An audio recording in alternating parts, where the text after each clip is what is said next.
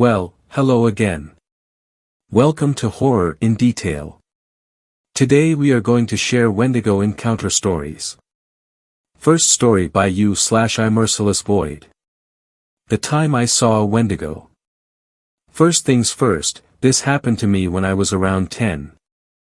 I've lived in Idaho all my life and spent a lot of time outside or in the wilderness as a kid. My grandparents would take me camping and my older brother and I would always hike up whatever trails we could find to get a view of the sunset.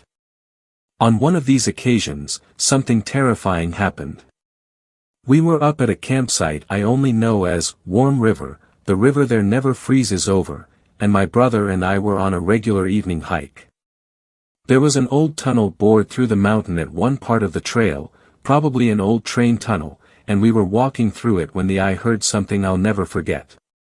After walking through probably 2/3 of the way through the tunnel, I heard a terrible screech at the end we entered through.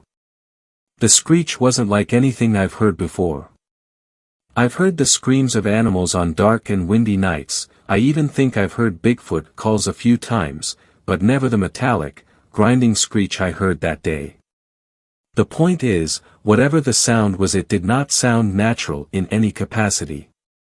I probably jumped 5 feet in the air when I heard it, and my brother shouted a few choice curses before shooing me quickly to the exit of the tunnel. At this point, my brother decided we should just continue walking and head back after whatever made the noise hopefully cleared out. We didn't have any firearms on us, so I was pretty upset. My brother reassured me we would be fine, and we made the walk back without incident. However, I didn't get any sleep that night. Whether it was the thing that screeched at us or just my imagination, I heard things moving around the campsite the whole night, as well as whispers echoing through the darkness outside the trailer. I woke my brother up a few times to check out what it was, but he refused each time, telling me that it was probably just other campers staying up late and enjoying themselves. The rest of the trip was pretty normal. We packed up the following day and my life continued as normal. I was disconcerted but chalked what happened up as a harmless event that I must have been exaggerating in retrospect. A few weeks later I went up to Pine Basin, an old ski lodge my family rented each year for family reunions. Here I would mess around with my cousins, our favorite activities being night games. We would play hide and seek, a game called Ghosts in the Graveyard, and other games like that. On one instance, I was chosen to be the seeker for a hide and seek game. Because I was one of the younger cousin, I got a flashlight as an advantage. Normally, all the younger cousins hid close to the lodge and the older cousins hid in the nearby trees or at the base of the nearby mountain. As I was searching near the bottom of the mountain, I heard a familiar whistle up the mountain a bit. We would always whistle as a hint at our locations. It sounded like someone was hiding way up near a tree known as the underwear tree, you can guess why, so I began trekking up toward the whistle. As I climbed closer, I got an uneasy feeling in my stomach. I continued on wearily, and convinced myself that I would be fine. I hated walking in the night alone, but figured whoever I find would walk me back to the lodge. As I neared the tree, I noticed that it was deathly silent. This alerted me that something was very wrong, because you could always hear the adults having fun back at the lodge. I was anxious to hurry back, so I called out, "I found you, Scott." I thought the whistle was my older cousins, "Come back down with me." I got no reply, but I wasn't planning on waiting. As I began walking back down the path, I heard a voice call, "You almost had me," so I ran back up to investigate. I flashed my light in the branches of the tree, and saw a monstrosity that was not my cousin. It looked like a poorly drawn stick figure made into a human with its emaciated figure and lifeless eyes. I remember its face looked like the skin on its head was being pulled from behind, it had torn and stretched features. As soon as I saw the creature I screamed, dropped the flashlight and ran back to the lodge. The entire time I ran I was overcome by an overpowering smell and I could hear the thing running after me. As I approached the camp I saw a few people, my cousins, at the bottom of the mountain waiting for me. I was crying and shaking and they took me inside. I told my dad what happened, but my cousins all said they didn't see anything following me. The adults kept us inside for the night, and I kept hearing sounds drifting in from the mountains. I never played night games after that happened, and was always terrified that my cousins wouldn't listen to my warnings. Ever since that night I have always felt uneasy up in those mountains. I used to be really religious and figured it was a demon of some kind trying to kill me or something like that, but those mountains have never felt the same after that incident. A few years ago the game, Until Dawn, became really popular and I watched a walkthrough of it on YouTube. When the Wendigo first appeared in game, I got chills down my spine. It was exactly what I saw, and I did a ton of research on them. I figure someone must have gotten snowed in at that old lodge and resorted to cannibalism, but that doesn't explain what happened at Warm River. I still hear that screech from time to time. It never occurred to me until watching Until Dawn that they might be from the same thing, and it scares the hell out of me every time. I heard it earlier tonight, and that's why I decided to finally write my story down. Wish me luck. Second story. This story was shared by you/Dr. Alwayscared. The Wendigo is near. This is a story which happened to me and my friend a few years back. I work in a national park as a park ranger. When my life was relatively normal, I had just landed a job at a national park. Life was good as I was working with my buddy Rob. The second day was strange. We found bear traps on the ground, we never put them there. Other than that, another day in paradise, but throughout the night, I swear I heard a loud screech coming from the woods near my watchtower. I looked and saw nothing. I just shrugged it off after a little while. As of lately we have been finding small animal corpses around the woods. This is normal since we have bears all over, it's just that these marks were too big to belong to a bear. What's even weirder is we found a tooth inside of a bloody deer. This tooth was too huge and sharp to belong to a bear. I think we have a new animal in these woods. Today we found a bear, hanging from a tree and gutted. I nearly threw up. No animal in the park could do this. Boss told us from now on to stay at the watchtowers. I kept being reassured that everything would be fine, but at this point I just couldn't be too sure anymore. Lately the screeches have been more frequent. I'm having trouble focusing. When I was younger, I was told of a creature that fed off people and animals. It could also mimic voices. It was called a Wendigo. Of course I don't believe in that paranormal crap, but something was taking out animals throughout the park.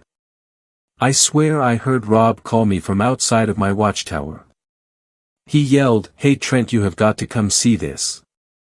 I nearly left, but I just felt that his voice was off, nearly distorted.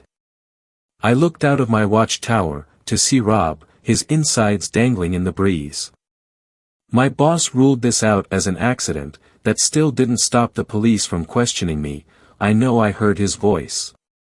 I saw something in the woods. Let me explain. This creature I saw had huge antlers, an animal skull as a mask, and it was over 11 feet tall. The night began normally, until the screeches began again. I looked down, only to see this creature, eating my boss's lifeless body. I got a good look at it before it ran off and out of sight. The police have been very suspicious of me lately. How could they not be? Both of the people I worked with are dead.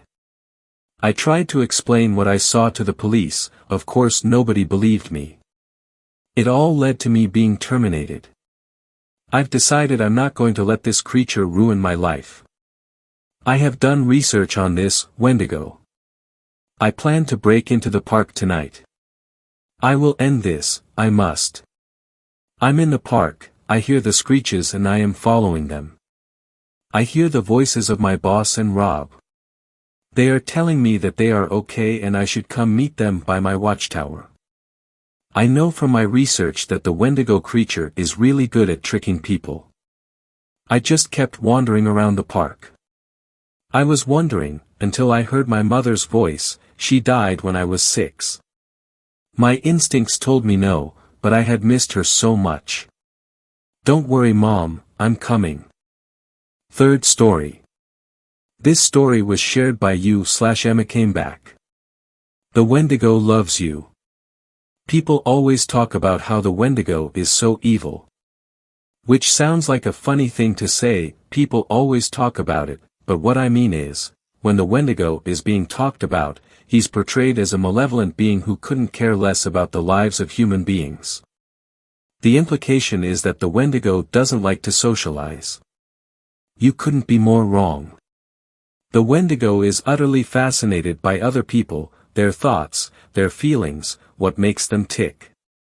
He'll ask questions other people won't think to ask, and he'll inhabit bodies others have tossed aside.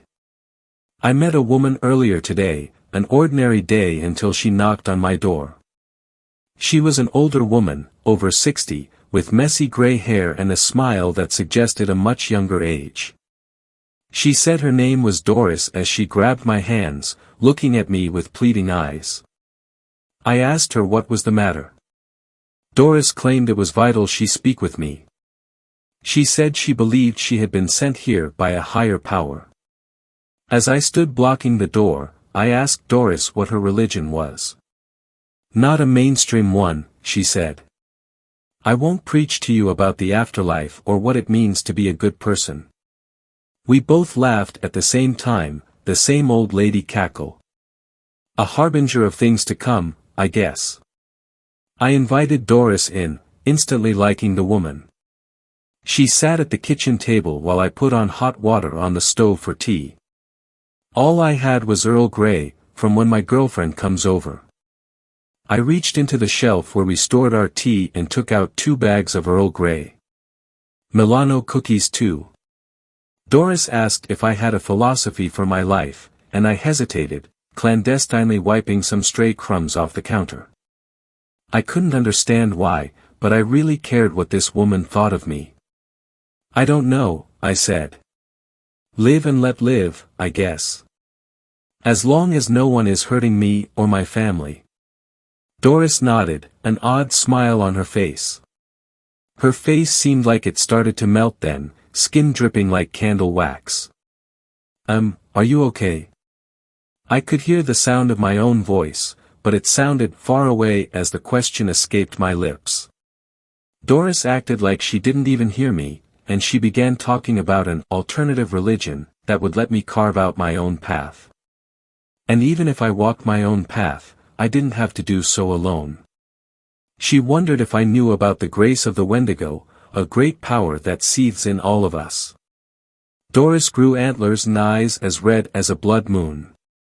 I saw that playful smile on her face, suggesting hundreds of years of wisdom. I could tell by the grin that she, the Wendigo, liked tricking people. It was a gentle kind of deception, the kind that made you feel good. You laughed afterward when the joke finally clicked. I looked at her face. More melted skin fell from it and landed bubbling on the wooden table. I felt a little dizzy but pleasantly so. We talked some more, about philosophy, life, and religion. I realized then that there was no difference between these concepts. One lived as one believed. I believed that the Wendigo had my best interests at heart. Its trickery amounted to harmless play, and if you think about it, that's how friendships are forged, through fire and the twisting of flesh for some conscious purpose. I felt such a deep connection as I stabbed her neck. I cried. I thought about how she had changed my life, opened up my mind to new possibilities. I enjoyed our conversations, which branched out into many, infinite conversations. It was as though I had known Doris for years. A mentor that had faded away because of my omnipotent hand. The old woman became a husk, a skinless lump in the middle of the floor. Lit candles encircle her corpse, and I'm sipping Earl Grey tea in her honor. I'm sitting here, wearing the skin of Doris, my friend. Such a surreal feeling. If you don't believe me, try it out for yourself. But be warned. You'll never experience anything like it again. The immense spiritual pleasure dissipates eventually, but the lifeless wrapping remains. I never had a true friend until I met Doris. Now I'm watching the Wendigo devour her like a rabid dog. With each finger consumed, I'm losing my connection to her. All the neat things we talked about, gone like the wind. I'm hearing whispers, faint echoes that prove to me our conversations actually happened. The Wendigo is my friend now, even if it's from a distance. He can be your friend too. He loves you. Fourth story. This story was shared by you/spoopy_hollow. Unidentifiable 10-foot tall creature spotted in Lebanon, Maine. My sister and I were driving to a haunted walk in Lebanon, Maine called Destination Haunt, and while in the town trying to find the place we drove onto this really old dirt road called Lord Road from the east. At the time we turned onto the road it was day and the sun was out. As soon as we started driving down, the sky turned near black like night, as if the sun was setting and a fog engulfed the road. We quickly started joking about how this is like one of those wrong turn roads in those horror movies where a group of kids get lost in the woods and never leave. It added to the effect when we drove over a old wooden bridge suspended over a river. My sister acknowledged the narrowness of the road and asked how two cars could fit traveling in opposite directions. I joked, well, no one ever leaves this place.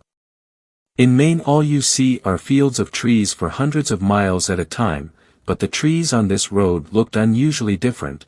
They were all collectively old and had the color sucked out of them, their branches and bases curved in usually zigzag patterns unlike conventional trees that grow in a pattern to get the most sunlight. I drove a few miles until I had enough of the massive puddles and decided to call the place we were trying to find. They told me that their location was miles away on the west side of this road and to turn back because the east side was flooded and we should enter the west end entrance located on the other side of town instead. We turned around and saw a moose walking across the road, very normal in Maine, but right behind it was a 10-foot tall black as can be two-legged and unnaturally slim creature running unnaturally fast across the road. My sister screamed, it looked like Slender Man. Only it had huge black jagged horns and had no apparent bodily features or shape to it. It looked like a 2D cut out of an unnatural human. When we drove by where he ran we looked into the woods and saw it standing on two legs next to the moose. It leaned over in a hunchback manner and started walking around on all limbs, and there were others just like it emerging from the mist. We drove the hell out of there hoping my engine wouldn't seize from the huge-ass puddles, but on our way back we saw two abandoned buildings with old cars from the 50s and 60s that rotted into the earth. Those houses were not there before when we originally drove down. The creepiest part was when we got back to the main road because the sun was almost set and the sky almost pitch black. When we pulled out of the road the sun reappeared, the sky readjusted to day as if nothing ever happened. Later that night I looked at Google Maps and the road was completely different on there, filled with things that wasn't there when we driving, and all the houses looked new. After telling a few people about it, someone told me that Lebanon, Maine is known to have a lot of strange paranormal stuff happen and that there is even a self-proclaimed witch fortune teller who lives there. Has anyone here experienced something like this? Fifth story. This story was shared by you/Sugavin. There is something unexplainable in the forests of Oklahoma. The United States is, no doubt, a diverse land of many different forms of life. From the fierce grizzly bears in the mountains of Alaska, to the stealthy alligators in the swamps of Florida. Wherever you may be, there is always something unique about your state. That is until you get to Oklahoma. You see, Oklahoma is without a doubt, one of the most boring places, maybe, ever. Having lived here for 18 years, I'll be the first person to tell you that. Sure, there are large cities, just like any other civilization, however they are spread out over tens, even hundreds of miles apart. What you are left with in between those cities is what some refer to as the sticks, or the boondocks, or the country, whatever you choose to call it, and that is where I'm from. In the sticks it consists of four main elements: lots of trees, lots of crops, lots of wildlife, and the occasional Walmart or Dollar General.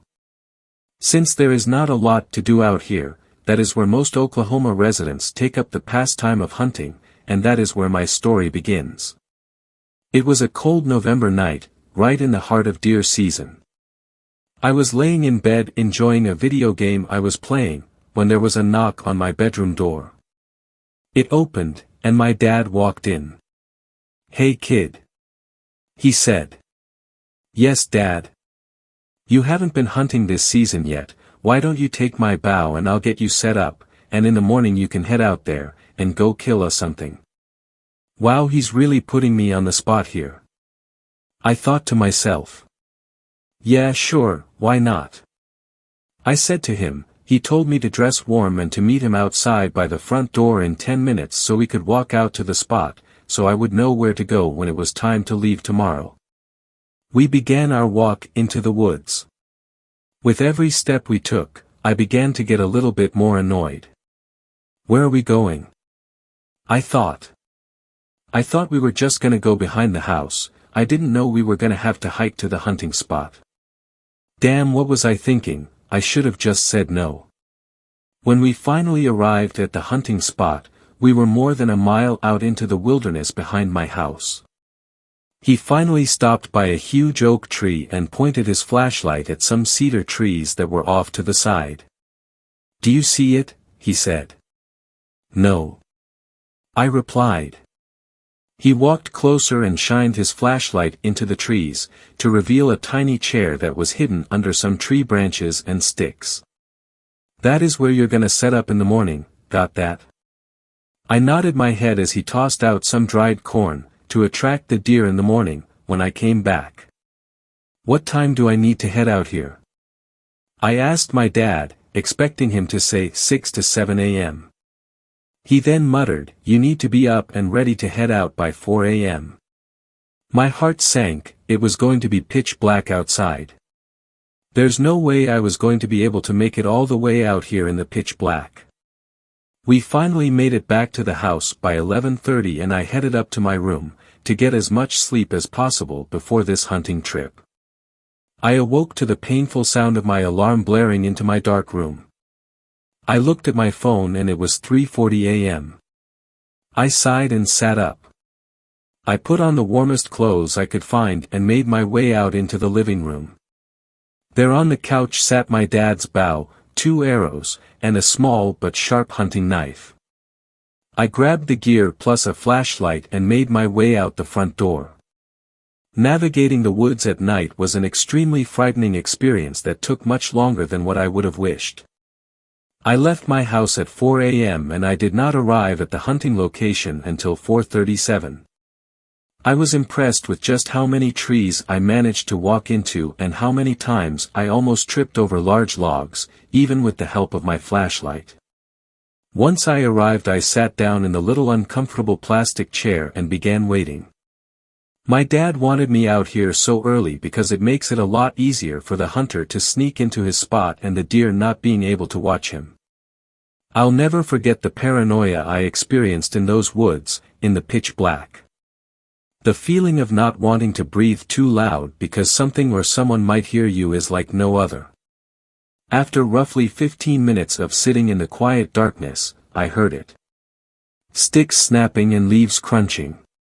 It was a deer walking to my spot. My heart began to pound as I listened closer. The leaves continued to crunch with each footstep, but that's when I picked up on something strange. Is this thing walking on 2 legs? I thought to myself.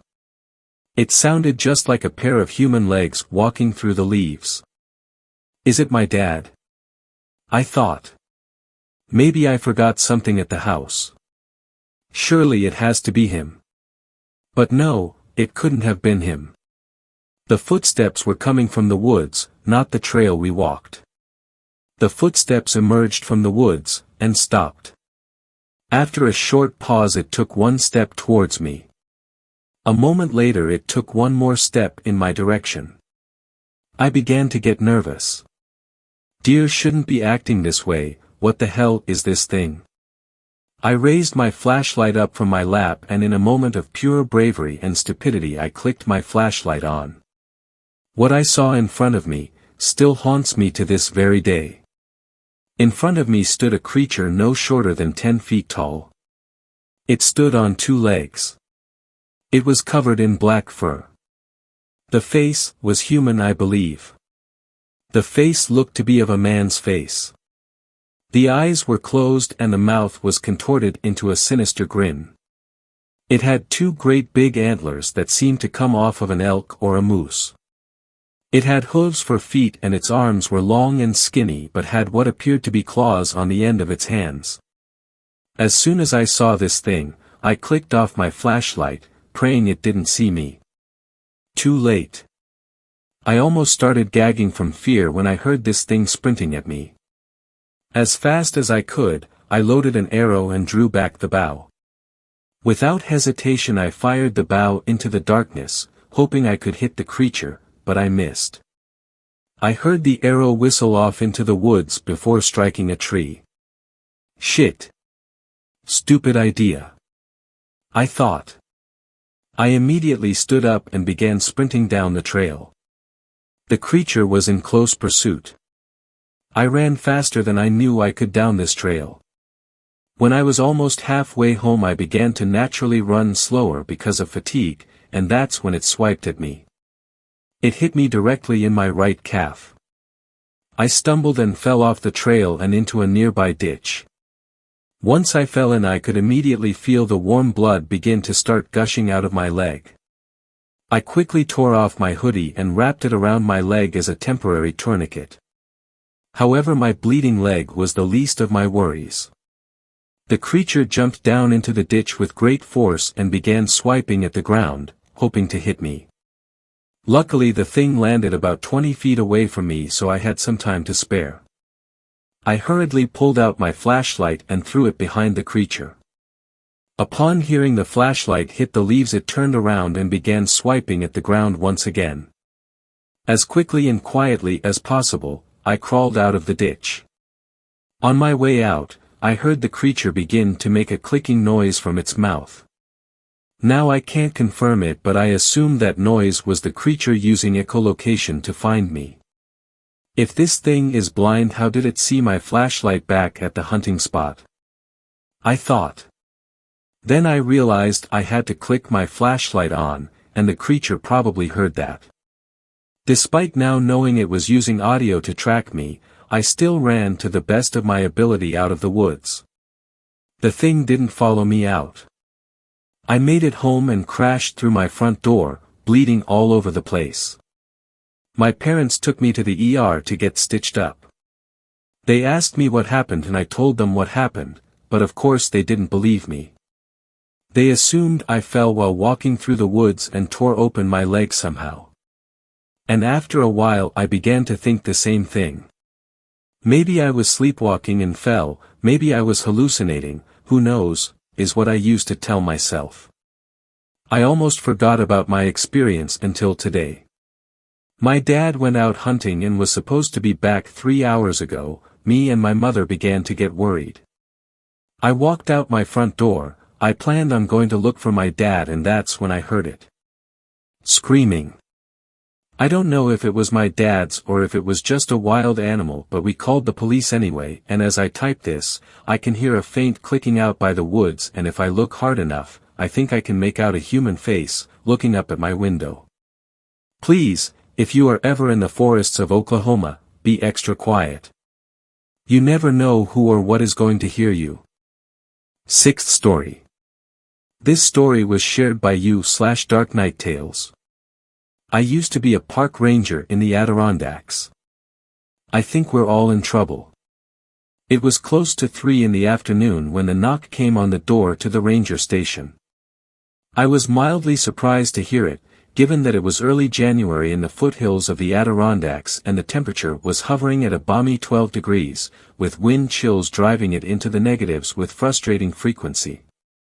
The wind had been howling against the isolated station since before sunrise that morning, and I wondered if I was going to need to deal with any damage to my little abode after the storm blew through. I'd been monitoring the forecast and weather radar all day, and it looked like I was in for quite the blizzard by the time evening rolled around. It had been snowing most of the day already, but so far it hadn't been very heavy. I expected that to change by nightfall, however, which, in January, was only in another couple hours. I didn't usually keep the front door to the ranger station locked, since it wasn't uncommon for hikers and campers to make a pit stop on their way up the trail to the observation areas, either to log their camping site for the night or just in hopes of a nice hot cup of coffee before they continued on their hike. The door hadn't been latching correctly lately, though, and had the tendency to swing open when a strong gust caught it just right, so I'd been keeping it locked until I could repair it. The knocking was light, somehow hesitant and almost polite, if that makes any sense. It was so quiet that I almost didn't hear it over the whistling of the wind and creaking of the station. I'd been in the middle of composing an email request for a new generator, as mine had been acting up a bit lately, and had to pause my typing and listen intently to ensure I'd even heard it in the first place.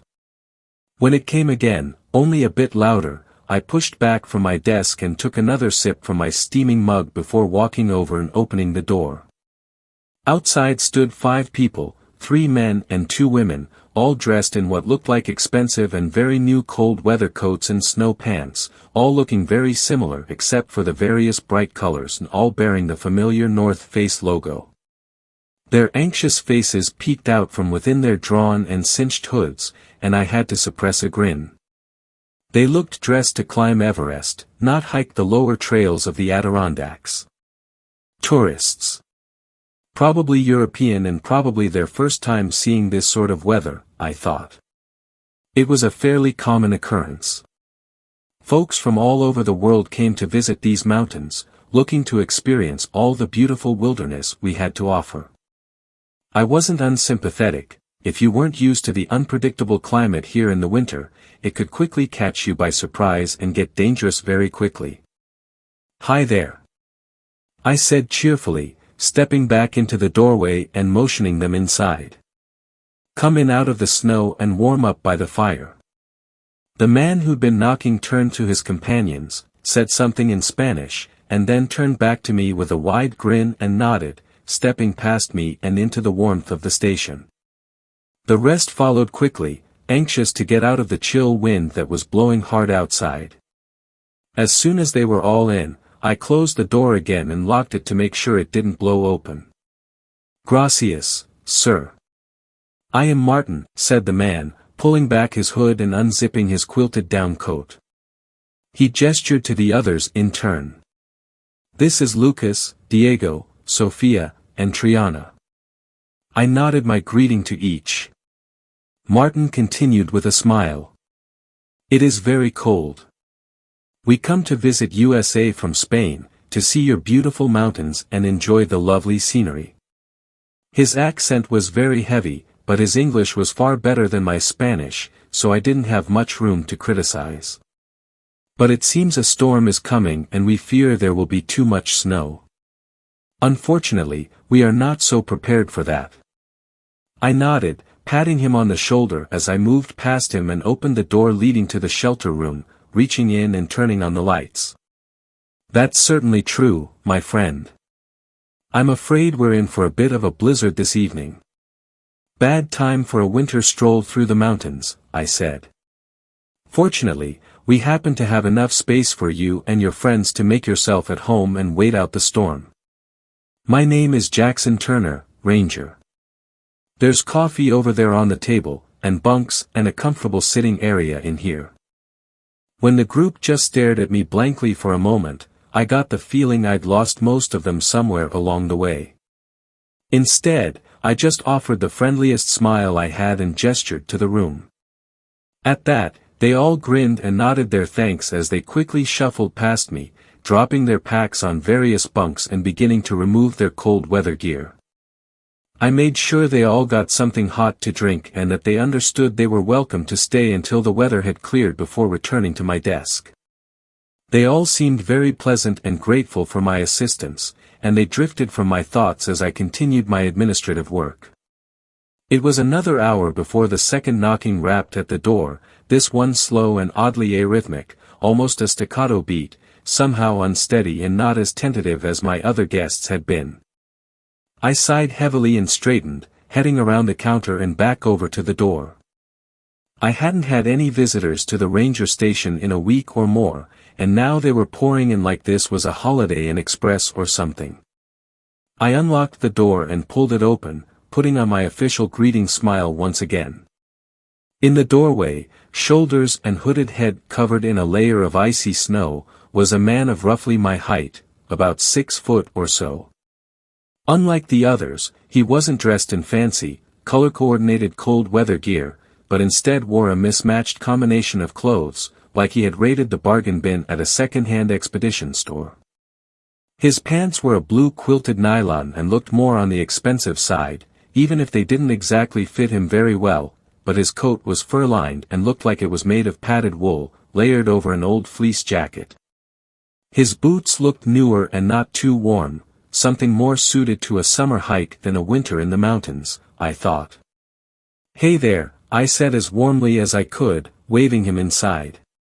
"Come on in out of the snow."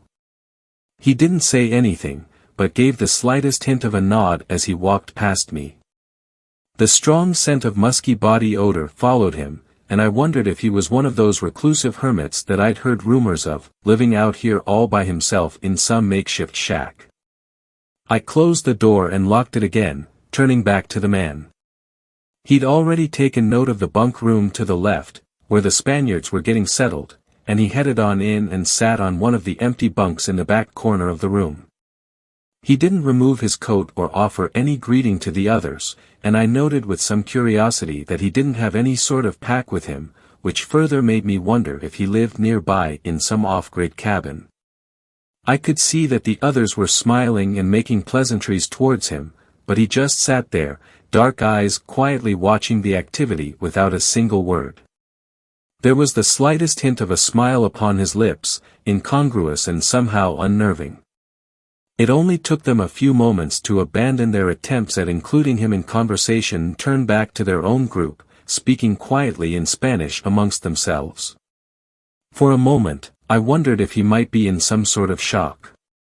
The temperature was dropping pretty quickly outside, and it had already been too cold for some of the clothing he wore.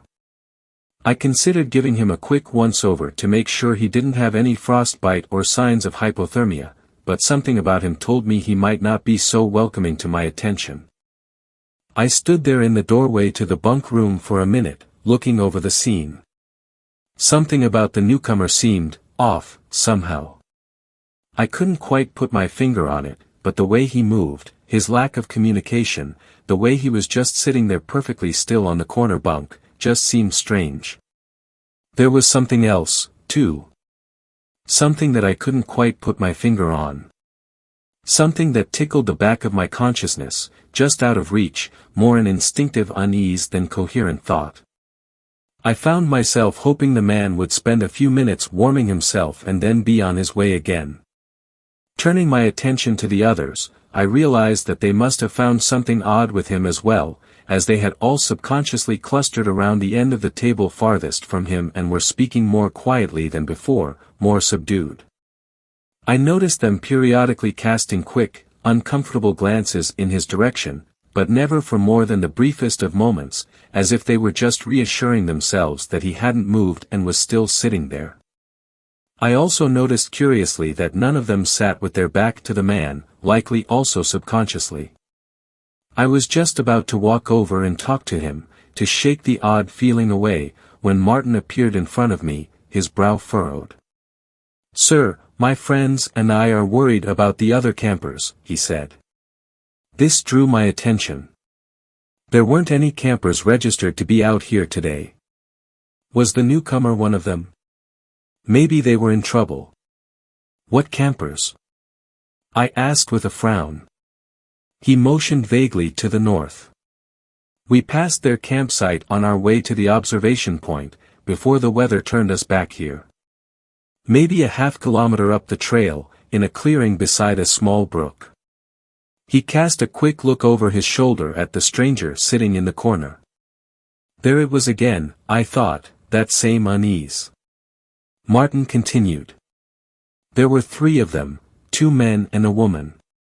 They had some of those cold weather tents set up and seemed to be well prepared for the storm, at least as far as we could tell.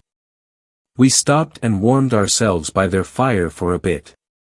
They seemed very experienced and were not concerned about the cold, but I am no expert. Well, it sounds like they should be okay, I said with the best reassuring smile I could muster. They should have checked in with me, but if they're as prepared as you think, I'm sure they'll be just fine. When the storm passes, I'll head up there and check on them, just to make sure.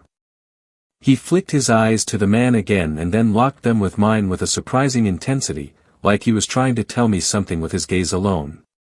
He lowered his voice and said, the campers, they were all wearing very good clothing.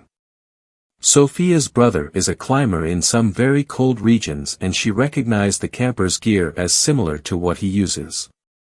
Even better news, then, I started, but Martin cut me off.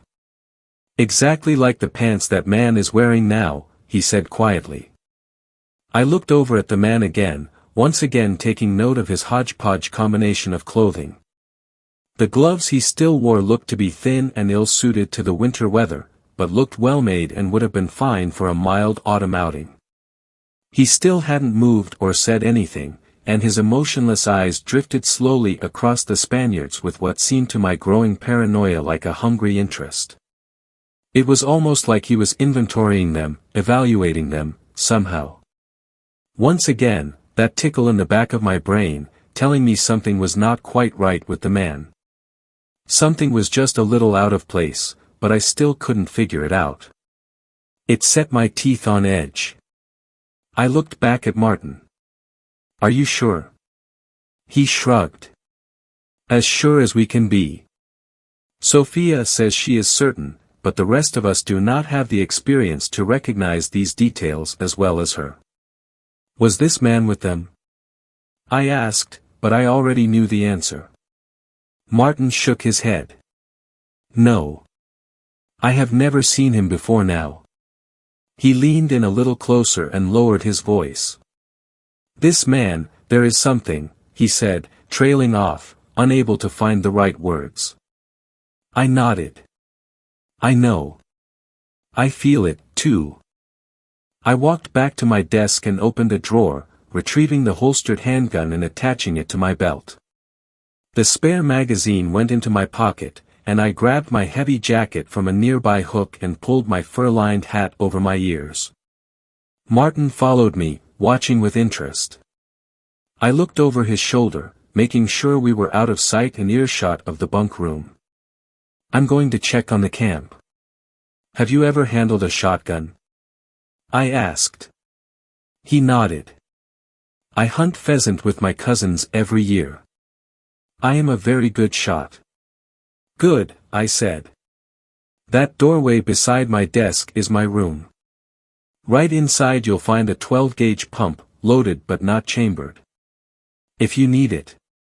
He just gave a silent duck of his head. I should be back within the hour. I know the place you're talking about. Keep him here until I return, but don't do anything if you don't have to, I said, closing my coat and making sure the zippered slit covering my holster was open and accessible. Be careful, Jackson Turner. I feel some darkness in the air. I just gave a tight-lipped nod before opening the door and stepping out into the wind. The icy chill hit me immediately, cutting through my heavy pants and finding its way through every little opening in my clothing. The wind out here was a constant buffeting and howled in my ears. The snow along the trail was only a little over ankle deep, but tugged at my boots with every step, slowing my progress. The area that Martin had described was one of the few marked campsites along this area of the trail, and though it wasn't strictly required for campers to check in before setting up, it was highly encouraged. This deep in the woods, 20 miles away from the nearest town, the only real lifeline that anyone had were the rangers. If anything went wrong out here, the fact that you registered with the local ranger station may very well mean the difference between life and death. That didn't mean that everyone followed that rule, though. Most of the time, it was new campers, those folks lacking some of the wisdom of experience, that didn't know or didn't think it necessary to check in before setting camp. Sometimes, it was the opposite. Some highly experienced outdoors folks felt that there was no need, that they could handle anything that came their way. Either way, as I followed that northern trail, a growing unease began to color my steps. I felt the tight grip of anxiousness tickling my every breath. I didn't know what I was going to find. If I was lucky, I'd find 3 cold weather, double-wall, silicone nylon tents, with their occupants snuggled warmly and safely within. If that was the case, I'd just check on them and turn back to my station, hopefully before the worst of the storm began in earnest. If not, well, I'd have to figure that out when it came. Asterisk. A half hour later, I reached the campsite. Or, at least, what was left of it. The remains of what were obviously 3 high-quality winter tents were positioned compactly around a central fire pit, their bright red material shredded and torn and flapping violently in the fierce wind, looking very much like a lunatic array of flags in the heart of a hurricane. I pulled the ears of my hat lower, adjusting the chinstrap tighter. "Hello," I shouted, straining to make my voice carry above the wind. Even with all my force, it still sounded pathetically impotent in the roar of the coming storm. "Is anyone here?" I waited a long moment, but could hear nothing but the rush of wind and the whip-like snapping of the nylon fabric. The campsite had all the hallmarks of a bear attack, except I hadn't seen a bear in months, and we'd never had a bear attack in this area that I'd ever heard of. It wasn't like the forests out west, we didn't have brown bears here. Black bears, yeah, but they were smaller and nowhere near as aggressive as big browns. Sure, they could be dangerous, especially if startled or threatened, but they didn't actively hunt humans. I took a few more steps forward into the campsite, drawing the Sig Sauer 10mm and holding it at low ready as I performed a quick visual of the tents. Nothing. No signs of bodies, blood, a struggle, anything at all. Just destroyed tents that could have been abandoned by the campers when the wind started getting bad and the fabric started to fail. And then it caught my eye. A flash of dark gray, partially hidden by the snow between 2 of the tents. Another 10 minutes of snowfall and I'd have never seen it. Moving closer, I towed the frozen bundle of cloth, overturning it before picking it up with my free hand, keeping the Sig at the ready. It was a pair of thick winter pants, old and torn and covered in dark red-brown stains that looked too fresh for my comfort. They were fur-lined and looked to be woolen. As soon as I lifted them free of the snow, the wind blew a familiar musky smell into my face, and I dropped them in revulsion. Another 2 feet beyond, the hint of blue in the white drift drew my attention, and I cautiously approached. I recognized the puffy material of a cold-weather jacket, and when I reached out to expose more of it, I staggered backwards in shock, realizing suddenly that I was looking at a crudely dismembered arm, still wrapped snugly in its warm jacket sleeve. I cursed aloud and stumbled backwards, tripping over the stones surrounding the fire pit and falling hard on my ass, eyes wide and not even registering the pain of my tailbone meeting the frozen ground. I sat there, hyperventilating, for what felt like minutes, long enough that the frigid chill was settling into my legs and backside from where I sat dumbly in the snow, eyes wide and breath ragged. It was only when my arms began to shake that I realized I was gripping the handgun as tightly as I could, aimed insanely at the gray mass of frozen trousers on the ground before me as if they were going to suddenly spring to life and attack. "Shit," was all I could think to say as rationality suddenly returned, clearing the pulsating red spots from my vision and slamming my thoughts back to the present jarringly.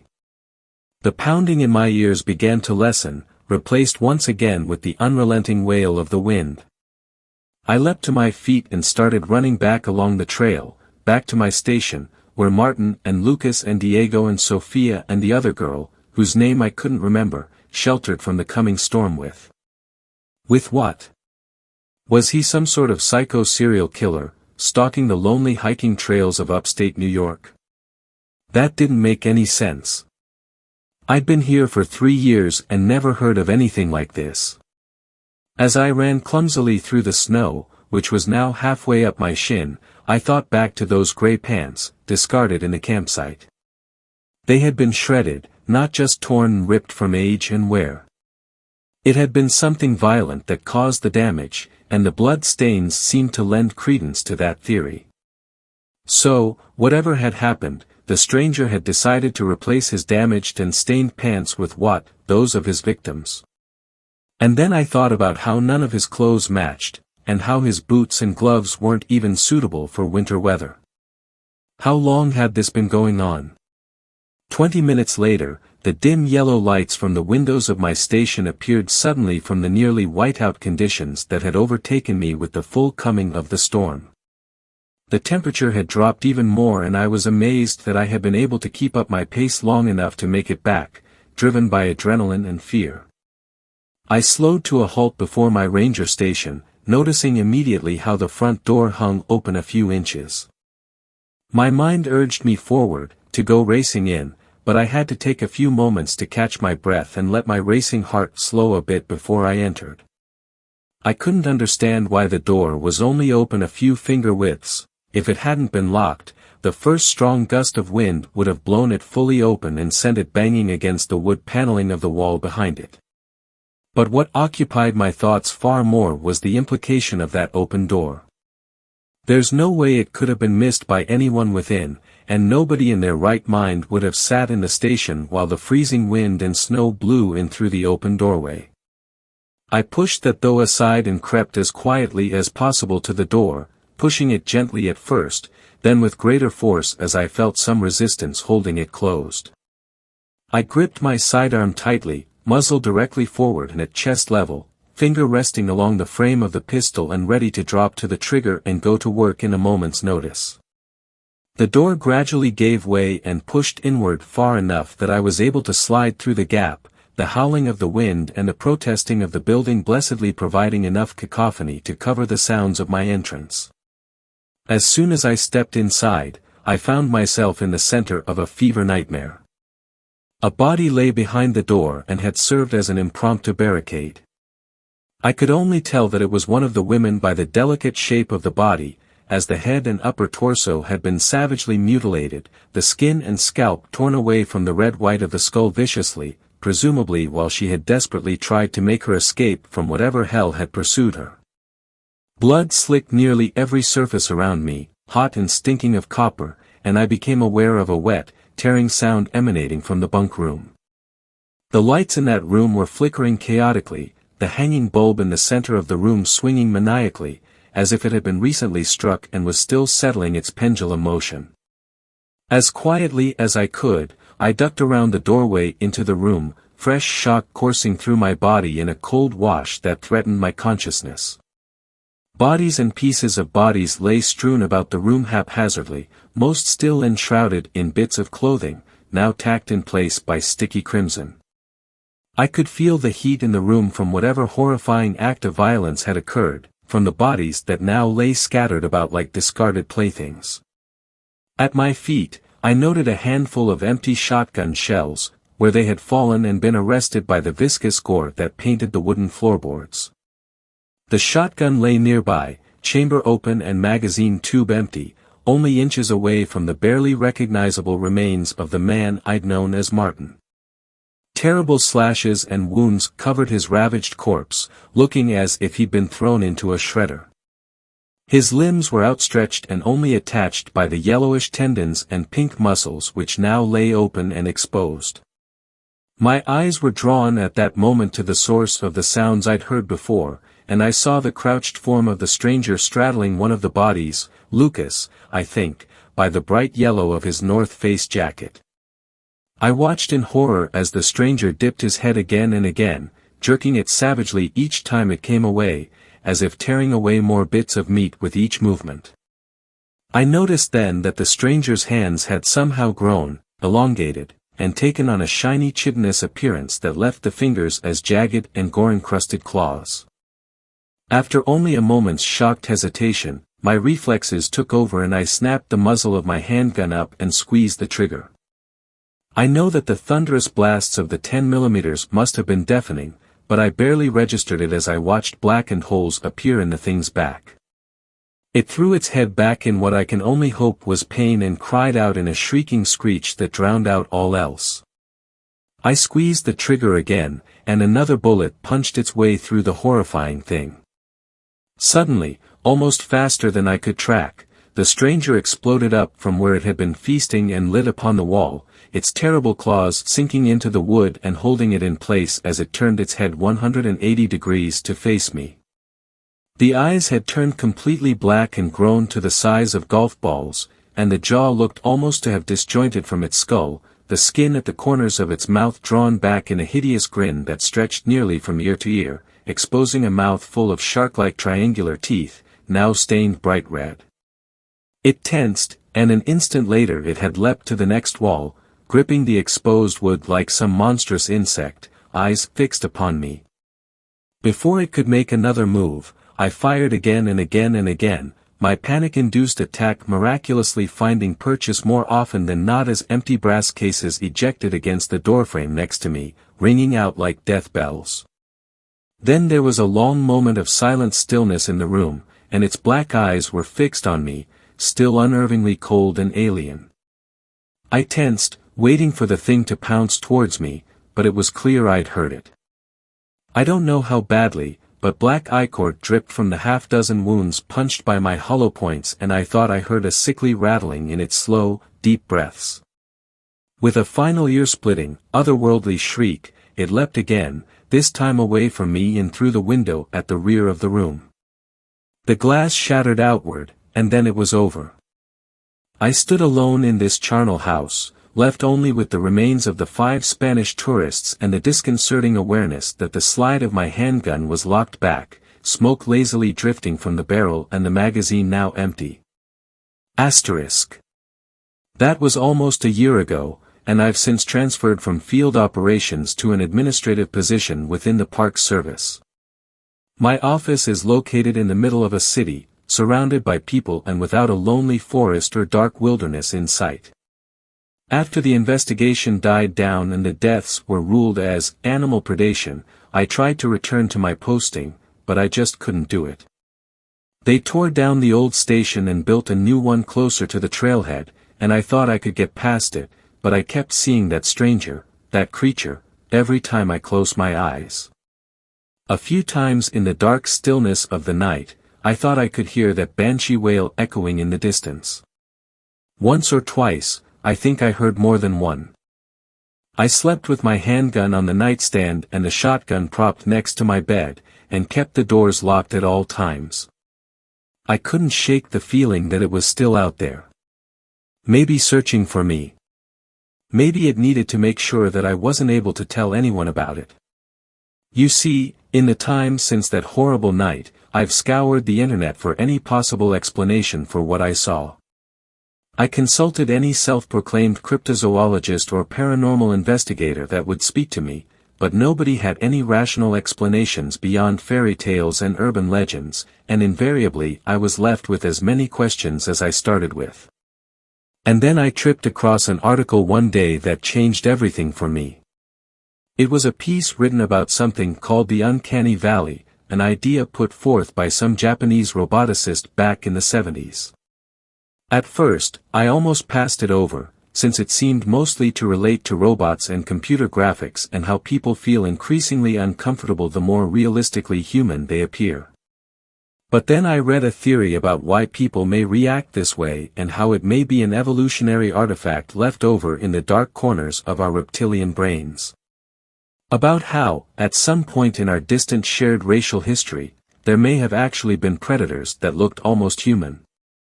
They may have appeared so close to our ancestors that they were able to blend in with us almost perfectly. According to the theory, primitive humans may have developed a keen sense of facial recognition as a survival mechanism. This may have been passed down through genetic memories, fading just a little with each generation until today, where it existed as little more than an instinctive warning when we looked at someone who wasn't quite right. Someone who seemed almost normal, but perhaps with the slightest of imperfections that made them seem just a little wrong. Someone that our instincts told us didn't belong, someone who wasn't really one of us at all. I wondered if these things have been with us all along, hiding among us, stalking us from within our own numbers. Yesterday, on my commute to the office, I noticed a young woman sitting by herself in the back of the subway car. Even though it was crowded, the seats beside her were empty, and I noticed that the other commuters almost seemed to be avoiding getting too close to her. I don't think anyone really realized it, but people kept glancing uneasily at her out of the corners of their eyes. There was nothing overtly out of place with her, and it could have just been happenstance that nobody had elected to sit down next to her. I just couldn't shake the feeling, though, that something just felt off. 7th story. This story was shared by you/insomniac_writer. If you see a structure in the woods, leave it alone. Hello everyone, Jethro here. I'm still in Paris, but not for long. In a few days I'll be back home together with Molly. But I'm not writing this to tell you about my romanticism with Molly, I'm here to tell you how I met that asshole. As you know, well if you didn't you will now, I'm a hunter for the paranormal, demons, cryptids, and all the other ingredients that form this shit soup, my life. I get contracts from people around the globe, hunt this, we'll discuss the pay afterwards, or, I think I accidentally summoned a demon, I need help. How you accidentally summon one of Satan's slaves is beyond my thinking, but some people are, apparently, dumb enough to do that. How do I get the contracts you ask? Well, through a site on the deep web, it's pretty hidden, but not impossible to find, and I take care of unwanted guests, so it's probably the safest space on the platform. This site also led to my unwanted friendship with Azaf. It was 9 p.m. on a Tuesday. I wax fixing some looks on my site, to make it more aesthetic, as if anyone cared. My computer made a ding sound. I looked in the bottom left corner and sure enough, a chat box was there. Hello Jethro, name's Azaf, I heard a lot about you, especially that you are very talented in paranormal shit, so I decided this was the best place to come. I need help regarding a stone formation. Doesn't sound bad, I know, but bear with me. Last week it wasn't here, 2 days ago it was. It also came packed with some hooded figures that always sit in the middle, and I don't like uninvited guests on my property. I also work in the same range as you, but I'm afraid that if those hooded things attack I won't be able to kill them alone, so I want you to help me take care of them. I'll attach a link below to my location, we'll discuss more here. I hope you get back to me soon. How charming, I thought, my name's circulating around. I was doubting pressing the link he sent me, what if it was a virus, or a DDoS attack, IP tracker, there were many possibilities. But my instinct told me it's fine, and I'd be damned if I didn't listen to the voice that saved me millions of times before. I opened the link. It went straight to an image satellite view from Google Maps. The location was a national park, I've visited there before, beautiful scenery combined with fresh air feels good to have once in a while. Knowing he wanted me to get there as soon as possible, I decided to sleep that night and pack up in the morning.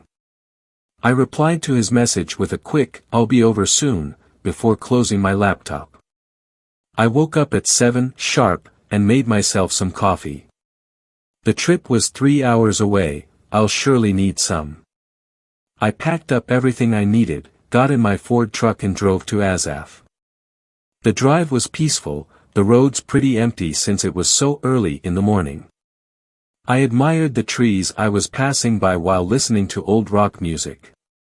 I finally got there, starving. Someone was already waiting for me.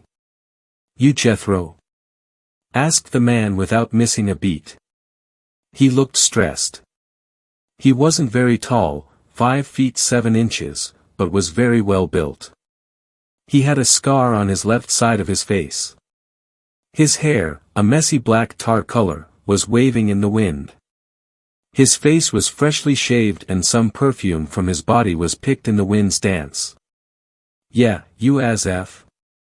I responded the same way he asked. He nodded and handed me his hand, waiting for a shake. I took it firmly and gave a small smile. Come, let's get to my cabin, we'll discuss there. He signaled for me to follow him as he already was making way to the dirt path. He sure isn't wasting any time, I mumbled to myself. I stood my place for a quick second. I forgot my weapons. I ran to the back side of my car, grabbed my bags and decided to take out my revolver, just in case. We walked on the path for about 10 minutes before he went off it. Just a little more, he said looking back at me. He saw the gun. We reached a small wooden cabin that seemed so out of place, in the middle of the tall bark trees. Next to the cabin were some cut logs, held in place by thick, weathered, ropes. We went inside, a fireplace was dimly burning some wood, next to it more, small cut logs, laid waiting for their demise. It was cozy. There was also a bookshelf, full of books, mostly classic and old, but there were some new ones, next to it a couch. Perfect length from the fireplace to keep you warm but also not burn you. On the left side was a bed where, I guessed, Azaf slept. The bed was made from more logs, refined and oiled so they looked shiny and fine. You want a drink? Asked Azaf before pulling out a half-empty bottle of scotch. Too early for me, I replied, kindly denying his offer, but I'm starving if you have some food. Oh sure. He replied, going to the freezer and pulling out some frozen, round pre-cooked beef. He placed 2 pieces on a porcelain plate, setting it next to the fire. While those warm up, let's talk about the situation. Suggested Azaf with a warm and kind tone. For a man doing my job he sure was cheerful. Tell me about it. I said, agreeing with what he said. Well, I was chilling in my cabin early morning about a week or so ago. I have a few morning folks who like to take walks through here. It's safe and the morning fresh air makes for a good waker. I got a knock to my door, followed by 2 more. It was one of the men who walks here. I welcomed him in, asking what's up. He told me that the stone formation I built was pretty damn good and just wanted to come congratulate me. I looked at him with an eyebrow raised before asking dash. He stopped his tail before getting up, going to the beef. It was warm now. He placed the 2 beef on 2 round buns that already had cheese on them and handed them to me. Hamburgers, neat.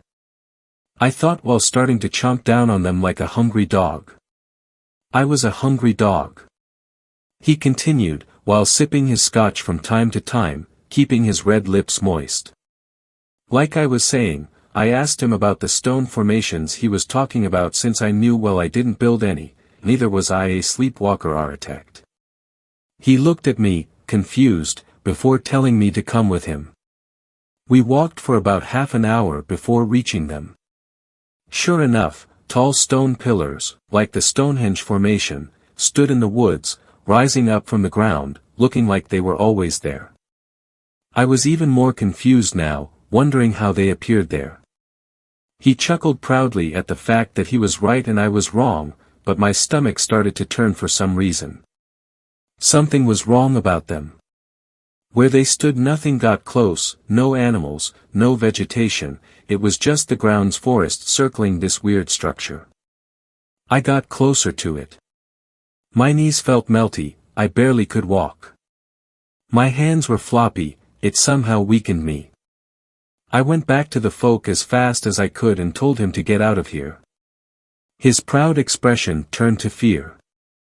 He knew I was serious when I started yelling. He went home and I closed the park following the next second. Ever since then I kept an eye on them. Sometimes I hear mumbling, like someone singing some type of song, but the noise comes from seemingly thin air. I decided to reach out to you when the hoods first appeared.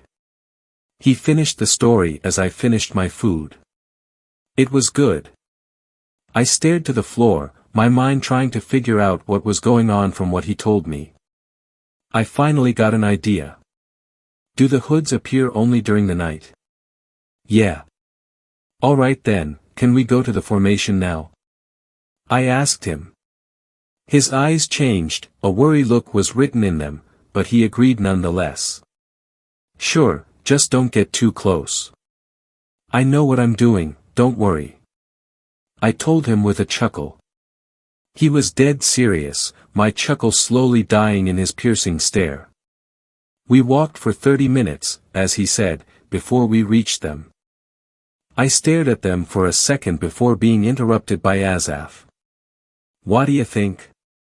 The same look of concern plastered on his face. I can't tell much if I don't get close. Also, you didn't mention the candles that are around the middle of this thing. What candles? He said before looking closer. He indeed saw what I've seen. Small red candles were placed tidy around the structure and around the middle. His face said it all. Can I get closer? I asked him, breaking his chain of thoughts. It's your funeral. He said. Grim way of saying yes, I thought. As I got closer I felt everything slow down. Air, motion, sounds. Indeed, it was weakening me, not enough to kneel me down but enough to slow me. It was like gravity got heavier. I got to the middle of it and looked around the stone pillars. They looked like polished stone, no cracks, no signs of being weathered. On their sides were symbols going from top to the bottom. Only once have I seen them. They were demonic symbols. Their roles are, as you expected, to help summon hellish creatures or portals. Last time I saw one of these it didn't turn out exactly good. I turned back to go to Azaf but something stopped me. Leave while you can. Came a hushed and raspy whisper. It didn't sound like Azaf. I looked around, confused, for its source but all I found was the forest and the confused look of Azaf. What are you looking for? Something whispered to me. I told him, signaling him to be quiet. He didn't speak for a second but when he saw I couldn't find anything he said, quietly, do you remember the sounds without a source? I did remember, and it wasn't a good sign. Something made its home in the structure and it didn't like visitors. What did it whisper to you? He asked, curiously. Leave while you can. What the hell? He asked, fear starting to build in him. There were also symbols, demonic, carved in the stone. My guess? We're dealing with hell worshippers. I told him. His eyes widened and his face turned pale. Don't you mean Satan worshippers? His words stumbled. Those are different, they only worship Satan. These one are trying to summon a portal or hellish creatures, and usually people die when that happens. I informed him, all the joy that was in him left. How do we deal with them? We need to wait till it's night, so they come to worship, summon, whatever. We attack them, leave no survivors. They don't know that we know about them, do they? I asked, glaring at him. Nah man, I've been looking at them from a distance. He responded without missing a beat. Perfect, we hide somewhere near here, prepare our guns and ambush them. Sounds like a plan. He reassured me. For how scared he seemed, he sure as hell was brave. Night came quickly upon us but we were ready. Out of nowhere they came. They were 5, hoods up, covering their facial features. They didn't look old nor young. Judging from their clothes they were 20 to 30. After looking around, most likely making sure nobody was spying on them, they sat down in a circle around the middle. They started holding hands while bowing their heads down. This was the time to attack. I looked at Azaf, meeting his cold glare. Ready? I whispered to him. Ready as I'll ever be, he whispered back, although he tried to hide it, fear creeped on his words. We got up, tiptoeing closer until we had a clear view of our targets. All hell broke loose. Azaf blasted the head of one of the hooded things, making its limp body hit the ground with a thud. The others looked up at us. For the first time we saw their faces. They weren't human. Their faces were mutilated. Empty black voids looking at us, consuming our souls. Their faces were pale, no color could be seen on them. Their mouth opened sideways, rows of small, jagged teeth ready for flesh. Their ears were slit, with strange symbols marked on them like they were marked on the rest of their face. "What the hell are these things, man?" shouted Azaf at me, fear overwhelming him. "I have as much of a fucking idea as you do." I yelled back, "We need to stay calm, don't let them get through you." "Harder than it sounds," he said, his voice now trembling. Was he about to cry? I wondered to myself. They hissed at us for a few seconds before attacking. They were fast, too fucking fast. They took advantage of the trees, climbing on them to pounce from above. I managed to shoot one in mid-air with my shotgun. Only 3 were left, Azaf managing to kill another one shortly. Although they were fast and damn fucking ugly, they weren't very resilient. Little did we know the worst is about to come. Before killing the last 2, one of them hissed at us again, this time it was intelligible. "We told both of you to leave, now you'll burn in hell." The thing started laughing hysterically. The second one started saying some sort of chant. At first the words sounded normal, but as the chant went longer it got considerably faster. Its eyes turned into their sockets, now bleeding red liquid, as it started floating. Strange, visible, energy was circling him in an endless loop.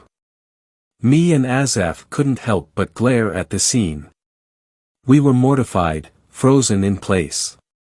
Our bodies refusing to do anything. In the background the first creature kept repeating, "Yes. Yes. We're going home. We're going home." The creature was, now, around 10 feet from the ground while suddenly everything stopped. Sounds, movement, gravity, blood flow. The demon fell down, hitting the ground hard, bone cracking coming from its body. We expected it to be dead, it wasn't. A few seconds later some sort of portal opened. We could only see fire inside it. The sound that came from it was worse. Millions upon millions of tortured screams shrieked in a painful symphony. My ears were hurting. I looked at Azaf, he was trying to cover his ears too, but that didn't work. The sound was too strong. We were fucked unless we did something. We did the only thing we could do, shoot at the portal as much as we could. The bullets were landing but they were going inside. We remembered the 2 creatures. The first one was still laughing. I put a shot in its eyes, "Fuck you asshole." Azaf was about to do the same to the second one but it got up. It floated again, only now it was even less human than before. As it floated, arms thrown wide, in AT pose, it started blabbering something. Another fucking chant. I yelled annoyed. I looked at Azaf. His gaze met mine. Something was wrong. The creature suddenly stopped and when it did, Azaf shot at me, barely missing me. "What the fuck are you doing?" I roared, tears starting to form uncontrollably in my eyes. "You're going to die for your sins, you mortal pleb," yelled Azaf back. Then it clicked. The demon took control of Azaf's mind, making him try to kill me. I couldn't bring myself to shoot him for some reason. He was still a human inside. I needed to kill the creature. My task only got harder when from the portal 2 skinwalkers and 2 wendigos came. "Oh, give me a fucking break, will you?" I shouted at the creature, deep down I really wanted it to give me a break. The thing only laughed at me, staring at me, its stare saying, "See you in hell, idiot." The demon went to the portal, closing it. It was me versus everything. I checked my ammo bag, thank God I always bring more than I expect is needed. The Wendigos pounced at the same time. Their smell of decay and death hitting my nose like a fire truck. I barely managed to dodge before the skinwalkers followed them. One of the walkers threw me to the ground, luckily I had a tight grip on my shotgun. I shot 2 rounds in the ground while trying to aim at them. I managed to do it and I shot one of the skinwalkers straight in its face, making it flop to the ground, its face turning to a fleshy and bloody mush. The others shrieked angrily. My friend snuck behind me, shooting at me. Motherfucker hit my shoulder, but luckily it wasn't with the shotgun he had. It was with his pistol. I don't know what he did to the shotgun. I squealed in pain, shoving him to the ground. I'm not gonna kill you, asshole. I squeaked at him before I got thrown into a tree by a Wendigo. My shotgun fell to the ground, but luckily I managed to flip my rifle from behind, fully auto-ing the Wendigo's body. He fell on top of me. Its weight felt like crushing my bones. I finally managed to shove it away from me. I looked up, seeing the demon laughing while applauding. He was toying with me, this was a theater play to him. I shot at the demon but he flew past the bullets, raising a finger up and moving it to the sides in a no motion. Azaf got up and shot at me, but my adrenaline and fear allowed me to use the Wendigo carcass as a shield, throwing it on him after he stopped shooting. This would give me enough time to deal with the creatures. The skinwalker rushed at me like an angry bull. I just got away, making it hit a tree. The tree made a loud breaking sound, its leaves hushing from the shock. It hit the tree so hard it fell on him. The hellish creature looked back at me, hunger written all over its eyes. It shrieked loudly, trying to get the tree off, but it didn't have time as I got my revolver and emptying 6 silver bullets in his head. How the fuck am I alive? I mumbled to myself, trying to breathe. I managed to catch my breath. The Wendigo sat still. The demon must have been controlling it as well. He wanted his show to go on a little longer. Alright, you stupid asshole. Let's make a deal. I tried pleading to the demon through heavy breaths. Surprisingly, he looked interested in my words. A low growl came from his mouth. Go on.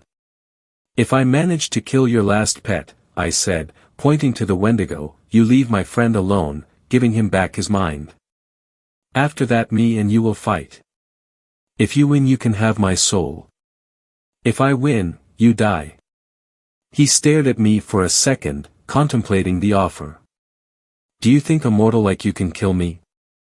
Those silver bullets you have won't do much to me. He was right, a demon, his tear was almost immune to silver bullets. But I had other ammunition that he didn't know of. Well, it's the only fucking chance I have for me and my friend to leave this place alive, right?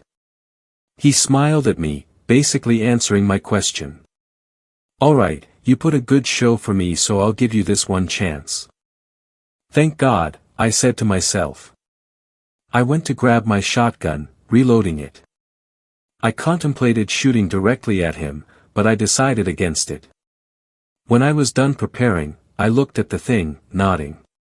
The demon kept my friend standing still in the air, next to him. I looked at my shoulder, hoping the adrenaline would get me through the pain. The thing released the Wendigo. The hungry pest wasted no time pouncing at me. The ground shook as he ran after me. He was strong. I slid on the ground, him jumping over me. I turned back to him and shot 2 times. One hitting his chest and one missing. Come on, Jethro, concentrate. I mumbled. The demon was smiling, thinking I'm done for. Me and the creature started going in a circle, both of us waiting for one of us to make a move. The Wendigo fake charged at me, making me shoot again. The gun was made for close range and we were mid-range, so I missed. He charged again, for real this time, but I managed to dodge. "Alright you dirty bastard, if that's how you wanna play, that's how we'll play," I yelled at the thing, throwing my shotgun to the ground and grabbing my rifle. I didn't waste any more time, I was done playing games. I started blasting at it. Before the Wendigo even had a chance to react, his body was full of holes. It looked like a shitty puppet when I was done. It fell to the ground, its last stare giving me a chill. The demon looked at me. For the first time I could see a trace of emotion. He was impressed. "A deal is a deal." I yelled at him, pointing towards Azaf. He shrugged at me before putting him down. "I won't give him back his mind. If you kill me he turns to normal anyways, plus I don't want him attacking me." The demon told me, a wide smile on his face. "Fine, just put him down, let's get this over with." I told the demon, trying to sound brave. Truth is, I was tired, so fucking tired. And the pain of my bruises and wounds started to creep all at once, my adrenaline barely keeping them in its lead. As the demon was letting Azaf down, I loaded silver bullets blessed by an actual angel. Again, a story for another time. I didn't have many, but I believed enough to take the demon down. As I got ready, so did the demon. He attacked. He was ruthless, its claws moving quick, swiping from side to side. It almost ripped one of my arms off, but I managed to stumble out its way, getting some distance. It was no use. The pain overtook me. I laid, sitting down on the cold, hard forest ground, leaning on a tree. "Any last words, mortal?" asked the demon, sick excitement leaving mouth. "Yeah dash." I paused to catch my breath. "Die you asshole." I finally muttered out, bracing for the impact. The demon looked at me confused before bringing his clawed hands upwards in a swift motion. It didn't have time to finish. As I was laying there, helpless, I heard a yelling from behind the demon before the gunshots accompanied it. It was Azaf. He rushed to my side, but I didn't hear what he said since I passed out. I woke up at the hospital, apparently 2 days later. That's what Azaf told me anyway. I stood in the hospital for a few more months before I recovered. I had a broken arm, a broken ankle, and my back was badly damaged, barely not reaching my spine. The official cause was that me and Azaf were cutting down trees. One fell on me. As for the gunshot wound, I bribed the staff with $5,000, since they needed some new equipment anyways. When I was finally let out, Azaf invited me to his new place. He sold the property and moved further inside the city. "Hey man, come inside," said Azaf, moving from the way, opening the door fully. His new apartment was pretty big but also cozy. He sat me on the couch in front of a glass table. A wide flat screen TV was attached to the wall across the couch. "How have you been?" he asked me, looking me up and down, noticing the scar that the bullet left in my skin. "Well, other than sitting in that boring hospital for months, I can't complain," I said with a chuckle. "No kidding, I don't know how you're alive after what you told me happened." "What can I say, I'm a tough asshole," I replied, keeping the bright mood. His eyes fixed on me, they got a little dark, making me worry. "Also sorry for, trying to kill you," he said. He was honest. His words were warm and came with a stutter. "Well, that wasn't you, so don't worry about it," I said, reassuring him that it's all right. He truly felt sorry. "So you sold the national park?" I finally asked. "Yeah, after what happened in those woods, I never want to go back there or in a forest," he said, the regret of selling it was written on his face. "You gotta do what you gotta do," I said. He smiled before saying, "I guess." "Oh yeah, since you're so tough we should team up," he said. I knew this was coming. Yeah, it'll be cool, but I work alone. I said, denying his offer. Ah, bummer, guess this is where we part ways then, but you owe me for saving you. He said, a grin forming on his face. I can't complain, I guess, I do owe you. I said, a little annoyed, but what was I supposed to say? How did you save me anyways? Oh right, you blacked out. The demon was so concentrated on you, on his pride, his victory, that the spell or whatever he had on me became weak. I somehow managed to snap from it. I took your rifle, it was on the ground next to the demon, he didn't see me. I blasted the rifle at its head. It collapsed on the ground after a few shots. I don't know what bullets you had in it, but they did wonders.